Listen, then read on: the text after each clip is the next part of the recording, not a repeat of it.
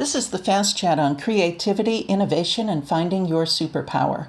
Our featured guest is Abigail Posner, Director of Google's BrandUnit.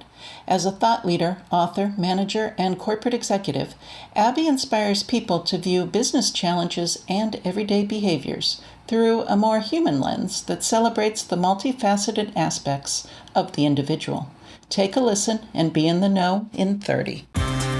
FMC Fast Chat takes you inside the news so you can be in the know in 30 minutes. Hosted by Fair Media Council CEO and Executive Director Jackie Clement, Fast Chat features notables in news, media, and business.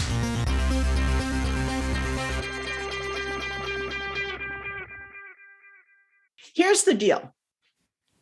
You're different, but you're my kind of different, because when I look at your background, it doesn't make any sense on paper, but somehow it all comes together today. So you went to Harvard University. Yes. You studied anthropology.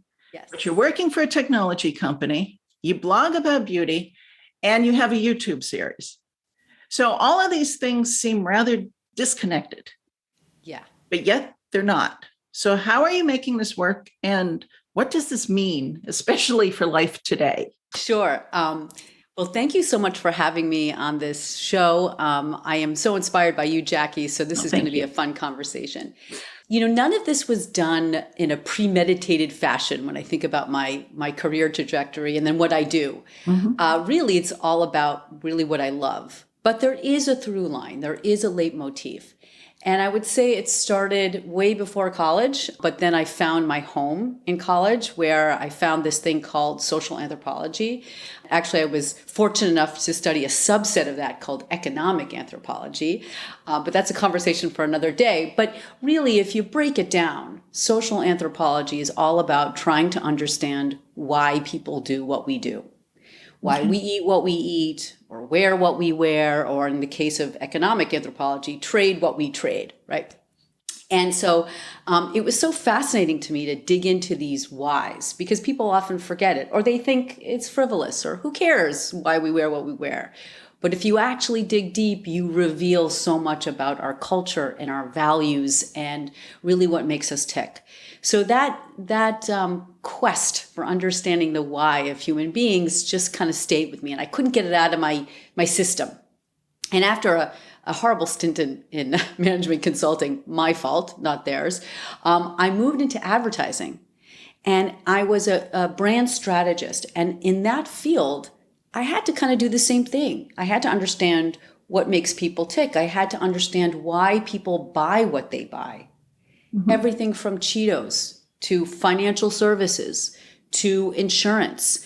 And the answers to those whys were often profound and game-changing, leading to so many new product ideas, communication ideas, brand ideas. And then while that was happening, I did a piece of work for a beauty company. Okay. And the question was, well, what does beauty mean for women in the United States? And in other words, let me restate the question, because literally the question was, how are American women seduced by beauty? It was asked by a Frenchman. I said, well, that's like a 5,000-page dissertation, but I will go at it. And so for a year, I dug into what is it about our relationship to beauty that explains why we have this polarity of feelings about it. We demonize it, but we idolize it. And what does it mean if you're this age or that age, or if you're male or female, or come from this part of the country or that part of the country? And I just kind of really dove in. And then I had all this wealth of knowledge about why people feel the way they feel about beauty. And it is profound, right? I mean, people are still having beauty contests. Mm-hmm. Why do we still have beauty? What is going on there? Now, you could say, oh, people are having beauty contests. They're so stupid or frivolous. Or you can say, no, there's something going on here, and let's dig underneath the surface and try to understand it, right? But anyway, I had done all this work, and then the beauty brand didn't know what to do with it. So I said, you know what? I'm going to capitalize on this, and I'm going to blog about it. Because there was no voice around this. There were voices around like what you can get on, for sale at Sephora, but there were no voices around really what is going on with beauty. And the seemingly frivolous always gets me excited. The seemingly banal always gets me excited because I know underneath it, you will find some real depth of understanding of human beings and how ingenious they really are. Okay, so fast forward, and I got out of advertising and said, I want to do something different. I landed at Google. And I had to kind of figure out what I was going to do there. And I really felt like an imposter, quite frankly, because I didn't know a ton about tech. I mean, I wrote this blog, but I knew I came because I had an understanding of the advertising community and particularly the role that I was in. But still, when you join a place like Google or so many companies for that matter, you can't just do the job. You got to figure out how you're going to make it really impactful and influential. And so I jumped into this thing and I didn't really know what I was doing. But then I saw an opportunity. And it was that at the time, and maybe because I was so much of an imposter, right? At the time, there was a lot of information, great information, about what people were doing with the digital space. So how often they were looking on their smartphones, or what crazy videos they were watching on YouTube, or all the social media sites they were playing with, right? But nobody was trying to understand why. Okay. Why were they on their smartphones so much, really? Or why were we watching these crazy videos? Are we just stupid? I didn't think so. Or why do we need to be on so many social media sites? Isn't one enough? And so by digging into the why, I felt like we could reveal really what was going on here, what was so powerful about these different places and spaces, and then ultimately how my clients, who were advertisers, could leverage these different digital experiences to make them as powerful as possible, to make them, to really tap into what was meaningful, and then hopefully help Google continue to develop these platforms in a way that was, befitted how people were actually using them and the benefits from them. Because, people may think of a phone as a very functional piece that, gives me the time and the day, and I can make calls and I can take pictures. But then what we do, because we are so ingenious as human beings, is then take them and reimagine them to really fit what is so core to us. And so I said, well, let's go and hire some anthropologists and go into the field and really understand why we have the relationship to this technology that we do. And what's this all about? And they literally, went into the field like they would do an academic study and came back with so many fascinating insights. So you see the through line is really just always trying to understand why we do what we do. And as I said, the seemingly more banal, the better. And it really opened people's eyes to what is this all about? And that this is not some crazy, weird, techie space that I can't wrap my head around. There's actually real kind of humanness to this. And we ended up calling this series Humanizing Digital. And so, fast forward to today, I run a team of multi-teams. And one of the first teams I started that is now part of this overarching team goes into our data sources and tries to understand why people think about certain issues or products or brands the way they do. So again, it's always about trying to understand the why. And because YouTube is one of our key platforms, I thought, maybe I should learn how to be a YouTuber, right? Instead of just talk about it in theory and have teams that develop advertising ideas for that space, which is what we do. So I started a series during COVID. I was like, what am I going to do? And I started a series called Decoded, where I interview folks and really try to get underneath the skin of why they do what they do and who they are. And really try to reveal, really the humanness in all of us, whether you're a ballroom dancer or a colonel in the army or a public advocate, and the list goes on. So that's always been my interest, is the understanding of who we are. And so I took it with me all the steps of the way. And I truly believe that if you love something, you should follow it. The term I use is follow the love, right? Because it will reap rewards. And the other thing I learned over time too, which I've adapted into my life, but I didn't realize it until later on, that I'm actually doing something in particular, is that, very young, I realized I needed to cope. I needed to have a strategy, a survival skill, because I never really felt like I was smart enough. I never felt like I could compete against my siblings who are so smart, compete against my fellow students who were wicked smart. So I said to myself, what am I going to do? I'm going to have to tap these different sides of myself. Maybe it's my love of fashion, right? Or beauty. Or maybe it's my background, my Jewish background. I went to Jewish schools. I studied Talmud and Torah and Jewish philosophy. So I'd always tap these different sides of myself and incorporate them into what I was doing to give me some kind of edge, to give me some kind of story that was unique to me and that I kind of understood and I knew. And so as I started growing up and I left college, and then again, this story of my beauty blog, even though my client didn't want it, right? Didn't know what to do with the information. I mean, they liked it. They didn't really know what to do with it. I thought, well, there's this thing called the internet and there's this thing called blogging, and I probably need to have a voice. So why don't I combine that with my love of beauty and my love of human beings? And so hence I created this blog. And when I got to Google, similar story. Okay, I'm an imposter. I don't belong here. I'm not smart enough. But you know what? Well, I may not know a lot about technology. I know a ton about anthropology. And no one was really combining these sides together to come up with a new concept that was going to open the eyes of our clients in a new way. And as I started realizing that I do this, I started looking at other innovative people that I admire. And I realized they're doing the same thing. They're combining their different sides. And so what I used to see as a survival skill became a superpower. And I call it embracing our expansiveness.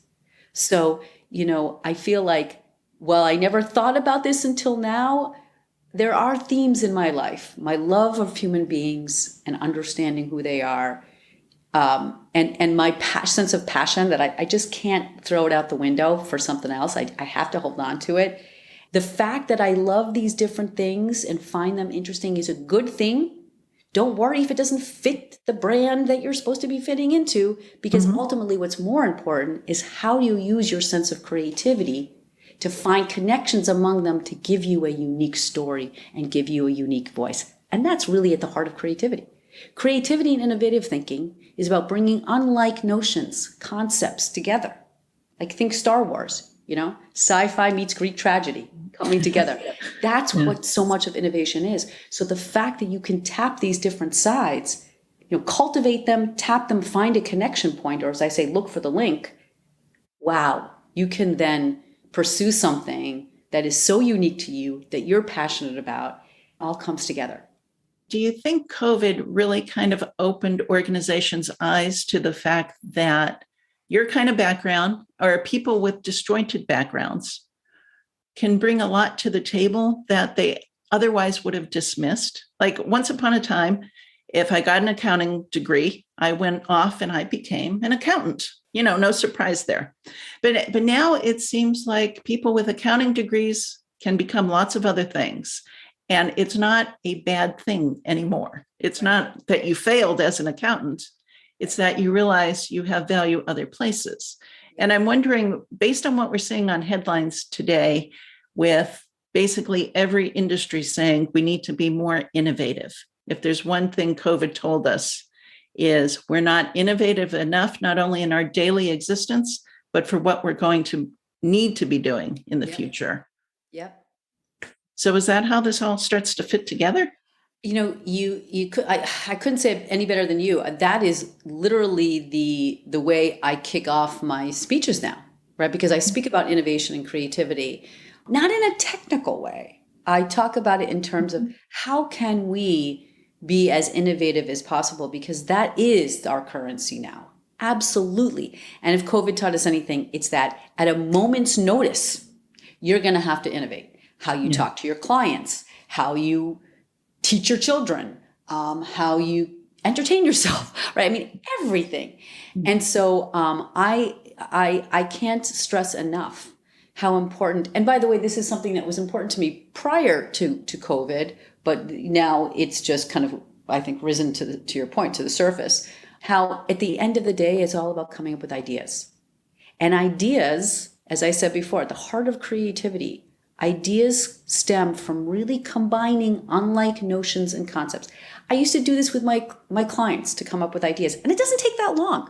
That's the amazing thing. It's not like you have to spend 5 months in a, secluded in an idea lab to come up with ideas. Yeah. You can do it in a matter of minutes. In fact, don't let your brain overthink because it'll probably kill an idea. Our brains are hardwired to want to make connections. Those are the synapses in our brains. And in fact, the more random the stimuli, the better, right? So first of all, we are all hardwired to want to be creative. So no one should think, oh, well, I'm an accountant or I'm something else. That's not creative. I'm not a musician. Absolutely not. We are all hardwired to want to do this. Our brains want to make connections. They want to synapse, right? Leonardo da Vinci discovered this centuries ago. He said the human brain cannot fathom a series of unrelated objects, items, images without our brains trying to connect them. We cannot not make connections. So that's great. The thing is we have to be open. And this is where this conversation comes in, right? We have to be open to lots of stimuli that we may filter out and be willing to make connections that may seem bizarre at first. Anthropology and technology, beauty and thought leadership, right? I mean, all these things, Jewish philosophy in my studies in college, and anthropology and economics, what, right? You have to be willing to make these connections that may seem bizarre at first, but it's these connections that bring forth something new and powerful. So absolutely, this is the time to be innovative. And I think it's exciting because it doesn't mean you have to become somebody you're not. Just the opposite.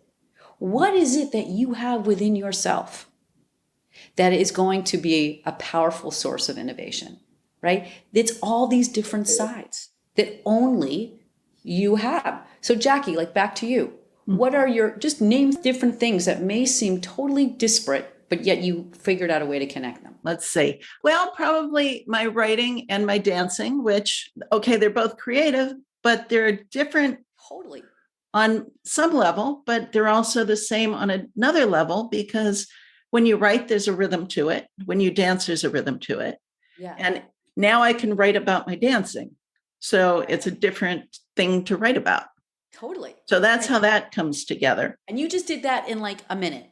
Yeah.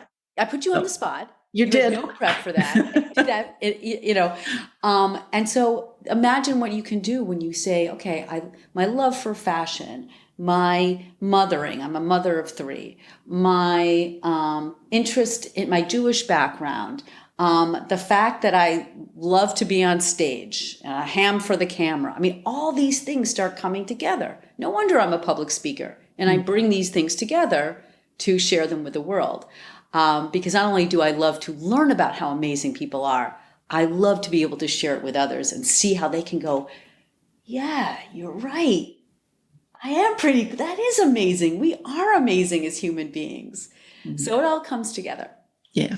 So I want to backtrack a little bit, though, to ask you about some of the whys. Yeah. So we seem to be in a very serious relationship with technology now because of the pandemic. It's our way to connect when we can't see people physically. Why are we so attached to technology? What is it within us that we have this love-hate relationship? And I also, before I forget, I do want to know, why do people like Cheetos? That to me, you know what? It's one of those great mysteries of life. I don't remember the Cheetos. I did work on Hot Pockets, so but that I'll answer, if we get to it. But look, I think if we go back in time, mm-hmm. human beings have always been on the quest to progress. And we've always been striving to develop that technology to help us progress. Someone discovered fire. right? A long time ago. That was a technology that we did not have before. And that technology allowed us to see at night, allowed us to make food, cook food, allowed us to sterilize. I mean, so on and so forth. Was it also harmful? Can you burn down a house with fire? You can. But throughout culture, we have developed these technologies, figured out ways to use them we never even thought we could or needed to do.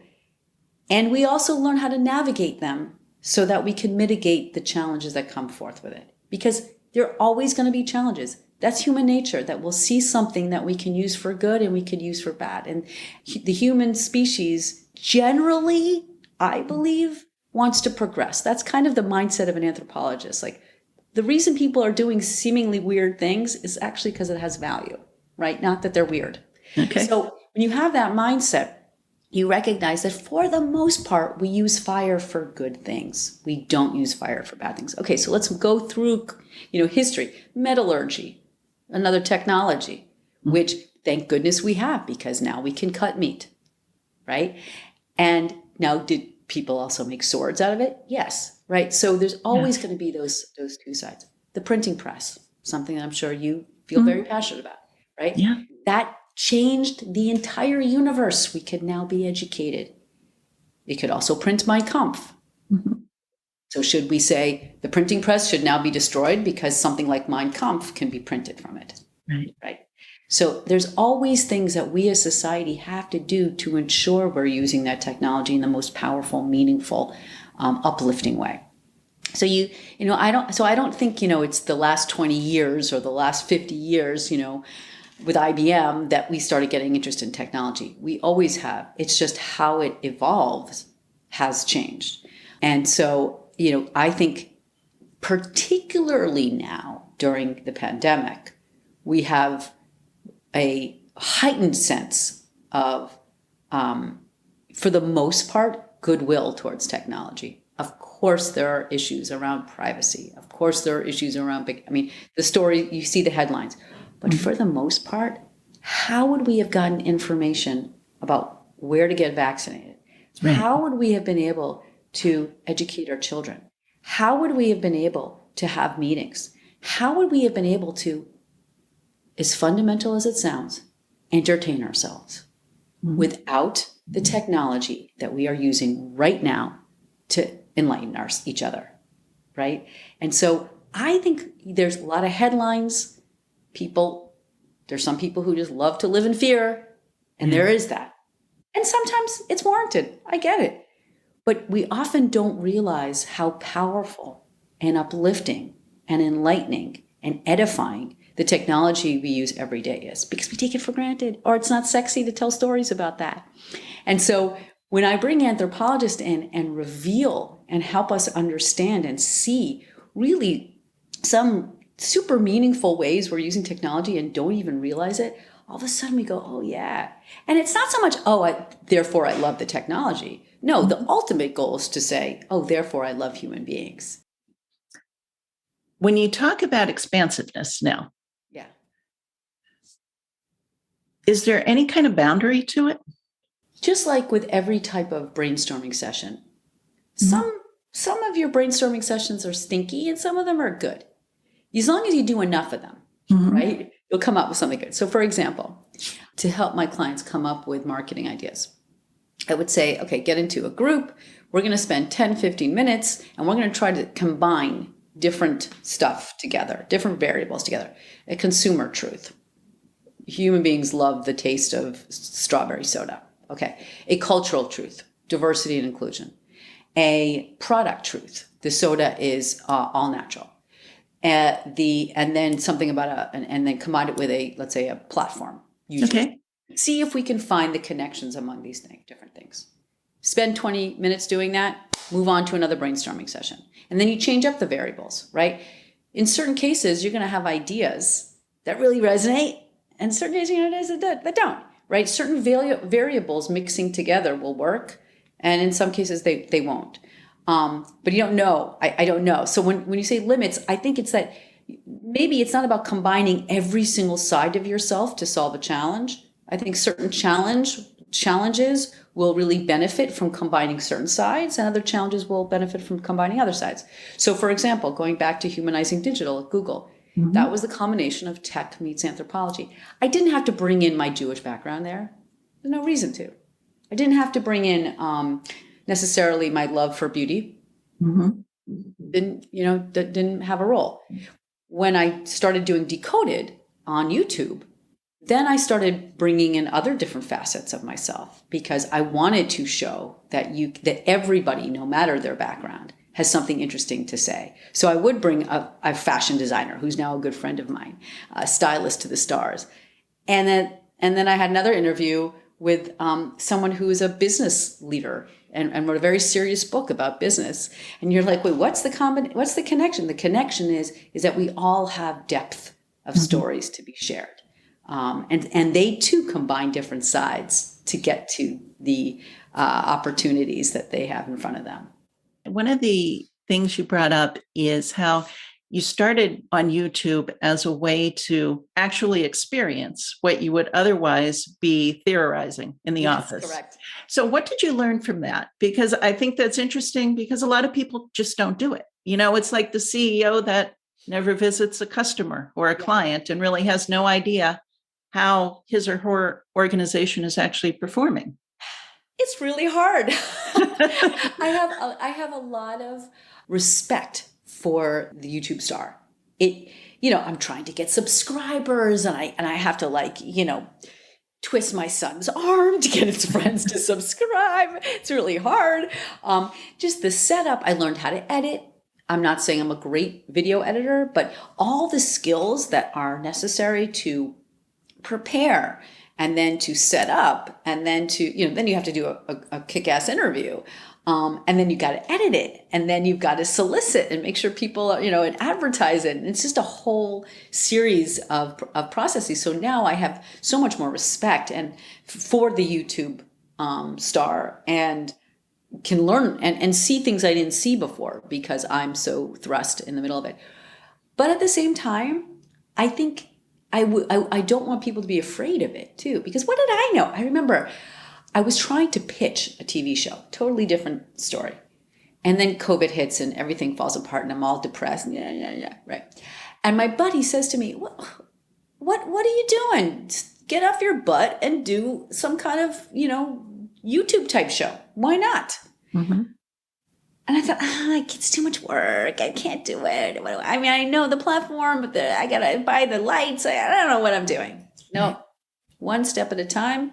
You can figure it out, and anyone can do it. And that's so cool. That really, if I can do it, anyone can do it. Yeah. So what would you have in terms of advice for people today? Because everybody's into technology. Everybody's trying to get their message out. Yeah. Everybody's trying to be remembered, which is really the hard thing now, because we're all exposed to so much information. It's hard to remember anything anymore. It doesn't matter how old you are. No one remembers anything. So what kind of advice do you have for organizations that are using technology, but maybe aren't rising to the level of that human connection? How do you do that? The one particular study that we did in our Humanizing Digital series was around social media. And what we found was that it was a very human place. There's a certain lingo that, the expectation is that you are vulnerable. The expectation is that you are open and honest, and sometimes more honest than you would be not on that platform. And we realized something, that if you are a company or a member of a company, or you're just a human being, you have to be authentic. It just will not resonate at all. After looking at all the insights around how people are using this space, what we recognized was that actually what people were doing were self-making, and self-making through others. And what I mean by that is it could be starting a company. It could be creating a video series. It could be getting a haircut, right? But what happens on this space is that you are vulnerable and honest. So there's no filter. I mean, yes, you filter your picture, but you don't necessarily filter what you're trying to share. You put it out there in an open and honest way. People then respond in an open and honest way. You solicit feedback and ideas. I mean, the whole notion of crowdsourcing, hive mind, is reflective there. And through that process, through the exchange of ideas and insights, sometimes negative points of view, sometimes positive points of view, you start learning about yourself and how you show up. So whether you like my haircut or not, or how you think I should style my hair, then makes me kind of realize how I could potentially show up in this world. You're helping me self-make. Or if you have ideas about an article that I'm writing, or a business that I'm starting, all of that allows me to self-make through others. And then people participate in that and then purchase it, or then comment on the article, or whatever it is. And that's a deeply human experience. And so if you're going to leverage these technologies, don't be afraid to be you. But what that means is you have to take a look at yourself and say, well, what is me? Right? If you say, everyone's 25, I can't do it. Well, just the opposite. That's why we need someone who isn't 25, right? People are craving real, and I know authenticity is kind of one of those throwaway words now. So, replace it with what feels right, but it's really who you are. And that's why not only kind of understanding and being self-aware is critical, but that combining of different sides helps you there too, because you will have a voice and a story that is both vulnerable and real, but unique, because you want to be unique, right? So, it all comes together, and we have to let go of being afraid of being real. Doesn't mean you have to look like a mess. Doesn't mean your lighting has to stink. That's what we learned. Like, you got to upgrade the lighting. The sound's got to be good, because people want to feel you and feel the real you. They want to hear the real you. They'll forgive you if a cat hops on the desk, but there's still an element of professionalism, but still it's about your story. And that's what people are really craving right now. I have one more question for you. A little bit off the beaten path, but it's one of the favorite questions according to the audience. And that is, what's the best part about being Abigail Posner? The sense of adventure that I think I have. I'm a very curious person. And that sometimes is my downfall, because I feel like I have to do all these things and meet all these people. But because of that, it also propels me. It propels me to travel to different places, meet interesting people. I have a hashtag in the back of my brain that I use all the time, which is just say yes. When Jackie calls me and says, hey, would you be on this webinar? Just say yes, which seems so basic, but so many people say no, right? Just say yes to meeting somebody you don't know. Just say yes to trying maybe a food you didn't think you'd like, right? And all of a sudden the doors open. And because of that aspect of my life that I've just said yes, not without trepidation, mind you, but I have explored different sides of myself and different sides of the world. The Fair Media Council is a 501c3 nonprofit organization advocating for quality news and working to create a media-savvy society. For more information about the Fair Media Council and upcoming Fast Chat shows, check out fairmediacouncil.org.